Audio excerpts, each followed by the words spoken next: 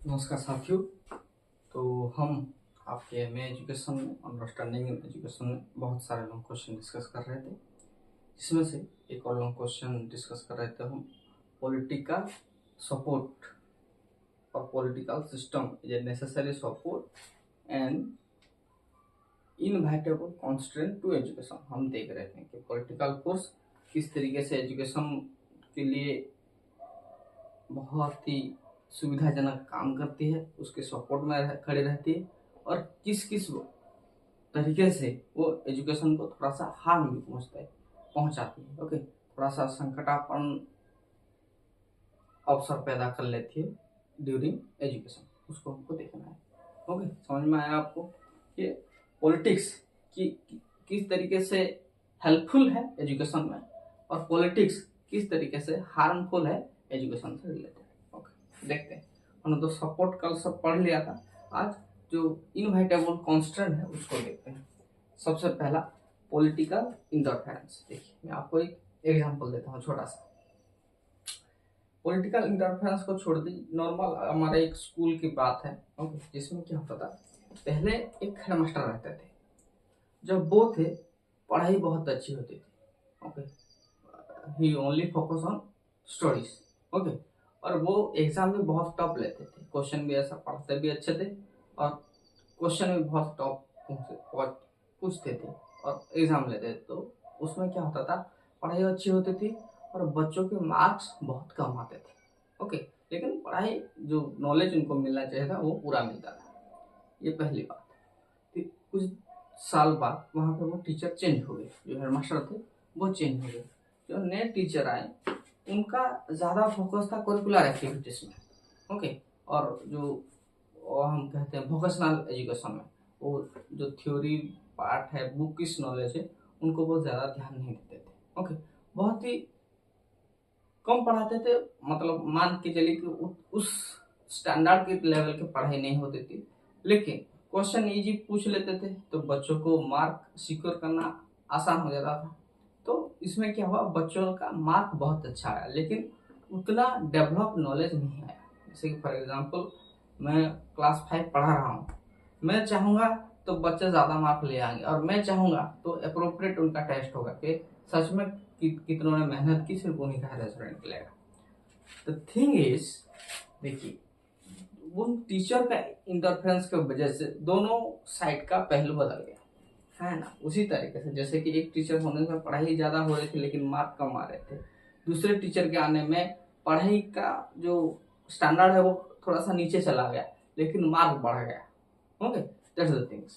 Political interference, frequent interference by political leaders. वैसे ही हमारे जो पॉलिटिकल लीडर्स होते हैं उनका भी इन्फ्लुएंस बहुत ही अलग होता है। Frequent bye political leaders in educational administration, appointment and decision making can reduce institutional autonomy and efficiency. देखिए, मैं ये जब आपको समझाया, इसका नहीं, नीचे वाला का एक समझा दिया सबसे पहले। ओके, पहले हम इसको, ये चेंज इन गवर्नमेंट पॉलिसी में आएगा जो मैंने अभी कहा। चेंज इन गवर्नमेंट पॉलिसी, जैसे कि स्कूल में टीचर चेंज हो रहे थे, एट दैट टाइम क्या होता था, वहाँ की पॉलिसीज में चेंज हो रहे थे। जैसे पहले टीचर थे तो पढ़ाई जोरों शोर से चलती थी, ना कोई खेल, ना कोई कूद, ना कोई वोकेशनल। लेकिन जब दूसरे टीचर आए, दूसरा गवर्नमेंट आया, at that time vocational education में ज्यादा फोकस किया गया, पढ़ाई का लेवल थोड़ा सा गिर गया। That's the thing. Change in government policies, educational policy often change with change in government. जितने सारे एजुकेशनल पॉलिसी होते थे स्कूल के, वो चेंजिंग गवर्नमेंट में थ्रू वो चेंज होते हैं। सच इंस्टेबिलिटी में disturb long term educational planning and implementation. इसके बदौलत क्या होता था कि जो long term educational planning, for example NEP 2020 हमारी नरेंद्र मोदी की सरकार ने लगाई। ओके, कल मान के चलिए कि एक और सरकार आ गई, ओके, कांग्रेस की हो या फिर किसी और की। एट दैट टाइम उन्होंने क्या किया, ये एनईपी 2020 में उतना खास नहीं है बोल के वो और कुछ वहां पे इम्प्लीमेंट कर लेंगे। देखिए, एनईपी 2020 के थ्रू बहुत सारे पैसे भी तो इन्वेस्ट हो गए हैं, अब उन सब में ताला लग जाएगा। ओके, और सरकार अपनी तरीके से नई चीजें बनाएगी, नई रिसोर्सेज, नई पॉलिसी लाएगी, वही होता है। Okay, so frequent change in government policy educational policy often change with change in government का चेंज होने से एजुकेशनल पॉलिसी भी चेंज हो जाता है। सच इंस्टेबिलिटी में disturb long term educational planning and implementation. Okay, इससे क्या होता है, एजुकेशनल प्लानिंग और इम्प्लीमेंटेशन को हार्म पहुंचता है। पहला आपको एक बार फिर से देख लेते हैं, पॉलिटिकल इंटरफेरेंस। देखिए, अगर आप सरकार से कोई चीज मांग रहे हो, स्ट्राइक कर रहे हो, एट दैट टाइम ये चांस है कि सरकार आपकी बात सुनेगी। ओके, लेकिन जैसे ही आप अपने स्ट्राइक में कुछ नेताओं को, कुछ ऑपोजिशन के लीडर को ले आओगे, तो सरकार चाहेंगे कि वो मानना चाहते थे, लेकिन जब उन्होंने देख लिया कि ऑपोजिशन वाले आपके साथ है, वो चाहेंगे कि मैं ऑपोजिशन के साथ में सामने में नहीं झुकूंगा। ओके, और वो आपका बात सुनने में से ही इनकार करता रहता है। ओके, वैसा ही होता है जैसे कि frequent interference by political leader in educational administration appointment decision making can reduce institutional autonomy and efficiency. Okay, बार बार अगर पॉलिटिकल लीडर्स किसी भी एजुकेशनल इंस्टीट्यूशन, उसके एडमिनिस्ट्रेशन, वहाँ के अपॉइंटमेंट्स या फिर डिसीजन मेकिंग, अगर इन सब में सिर्फ पॉलिटिक्स अगर होने लगी, तो फिर मान के चलिए कि सत्यानाश हो जाएगा उस सिस्टम का। Okay, that's the things, autonomy and efficiency. Clear?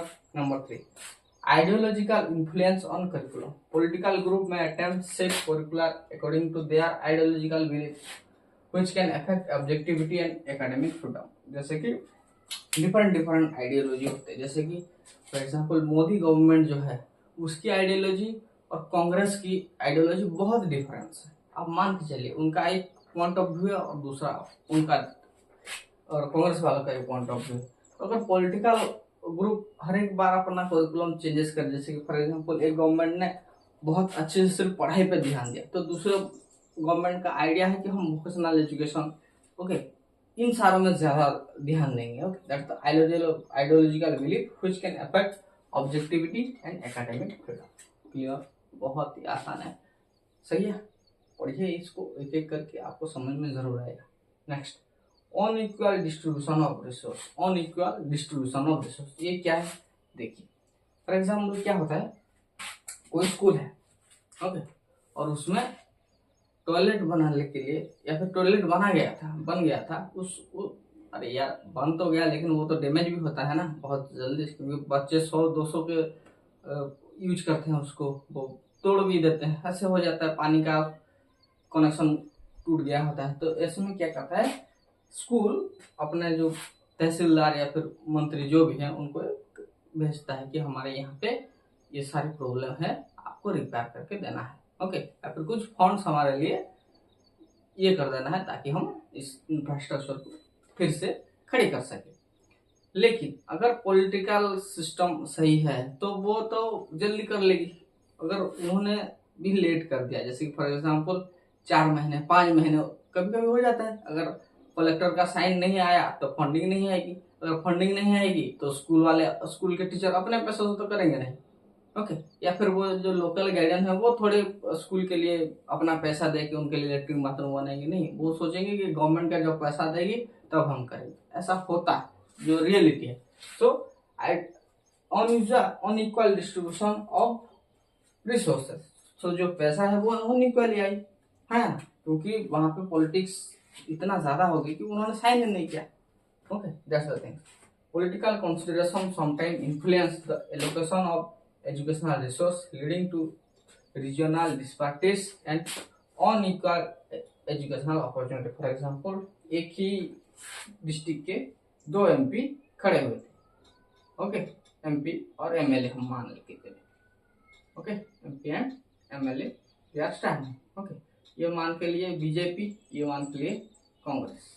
Okay, मान के चलिए कि बीजेपी जीत गई।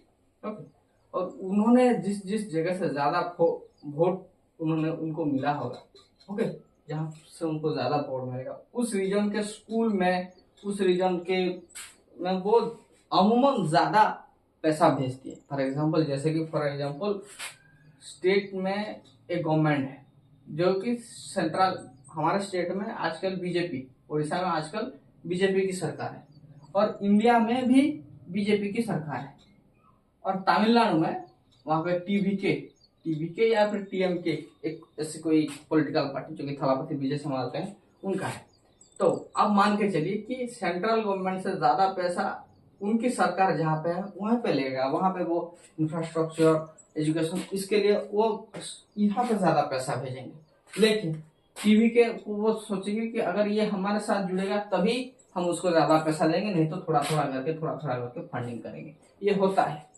ओके, इट्स हैपनिंग कि आपके जैसे कि फॉर एग्जांपल आपके दो रिलेटिव्स हैं, ओके, और आपके एक दोनों को आप नहीं जानते। अगर आप पावर में है तो आप क्या चाहोगे, आप अपने ही जो एक दो आपके जिनके आपके कॉन्टैक्ट हैं आप उनको सिलेक्ट कर लोगे, ओके, उनको फंडिंग दे दोगे। ऐसा ही होता है। Unequal distribution of resource, politics की वजह से यही खराबी होती है। Political consideration sometime influence the allocation of educational resource leading to regional disparities and unequal educational opportunities. Clear? Next. Bureaucratic control. Excessive government regulation and administration procedure can slow innovation and limit the flexibility of educational institution. जैसे कि मैंने कहा कि collector का जब तक sign नहीं पड़ेगा तब तक जो सारा प्रोसेस, सारा ऑडिट होकर जब तक स्कूल में नहीं आएगा, स्कूल में जो लेटरिन बाथरूम का इंफ्रास्ट्रक्चर नहीं हो सकता। ओके, चलिए। और ये प्रोसेस बहुत स्लो है। अगर आपको टीचर होके भी आपको बार बार वहां पे जाना पड़ेगा, वो सबमिट करना पड़ेगा, तब जाके वो सुनेंगे, है ना। तो allocation of educational resource leading to the regional disparities and unequal educational opportunities, ये होता है। Bureaucratic control, excessive government regulation and administration procedure can slow innovation, limit flexibility of educational institution. जैसे कि मैं जहाँ पे बीएड कर रहा था, ओके, वहां पे 2 साल पहले वहां पे जो उनके जो म्यूनसिपालिटी कॉर्पोरेशन थे उन्होंने कहा था कि हम 1 साल के अंदर एक बिल्डिंग बना देंगे, एक नई बच्चों के लिए एक और बिल्डिंग। लेकिन वो प्रोसेस इतना स्लो हो गया कि मेरा खत्म होके 1 साल हो गया है बीएड, लेकिन अब तक भी वहां पे नहीं हुआ है। समझ के चल। ओके, सो इस procedure can slow innovation and limit the flexibility of educational institution. Next, political agitation and instability, जैसे कि for example political conflict such as strike, protest, unrest may disrupt the educational process in effective teaching, learning, examination. जैसे कि for example हमारे university में जहाँ पे मैं post graduation कर रहा था, राजेंद्र यूनिवर्सिटी, ओके, वहाँ पे हर एक सेमेस्टर में स्ट्राइक हो जाता था। कुछ लीडर्स होते थे स्टूडेंट यूनियन के, वो क्या करते थे, जब एग्जामिनेशन होता था बोलते कि हमने पढ़ाई नहीं की, हमको और थोड़ा टाइम दो, और वो इसीलिए क्या होता है वो डिले हो जाता था। अगर डिले हो गया एग्जामिनेशन तो फिर जो इवैल्यूएशन होगा वो डिले होगा। अगर इवैल्यूएशन डिले होगा तो फिर कुछ बच्चे बोलेंगे कि हमारा ठीक से इवैल्यूएशन नहीं हुआ है, हम फेल कैसे हो गए, रीचेकिंग करेंगे, उसके लिए फिर स्ट्राइक करेंगे। फिर वही रिवैल्यूएशन को रीचेकिंग करके फिर ऐसे करके वो क्या होता है, बहुत लेंदी हो जाता है। ओके, जैसे कि फर्स्ट सेमेस्टर का आपका रिजल्ट 6 महीने में मिलना चाहिए, वो आपका 9 महीने या फिर 10 महीने हो जाता है। तो इसी डिले को हम क्या करते हैं, लर्निंग एंड एग्जामिनेशन को ये डिले करता है। ओके, यही स्ट्राइक अगर आपने ना किया होता, पढ़ाई कर ली होती, तो एग्जाम आपका टाइम पे हो जाता, रिजल्ट आपका टाइम पे निकल जाता। Okay, but peoples are going to strike, protest and may disturb the educational process. तो अच्छा काम होना भी होता था, लेकिन आपके स्ट्राइक प्रोटेस्ट की वजह से बहुत सारी चीजें बिखर जाती थी, कम हो जाती थी। That's the thing. ओके, आप इतना पहले लिख लो, फिर हम आगे बात करते हैं।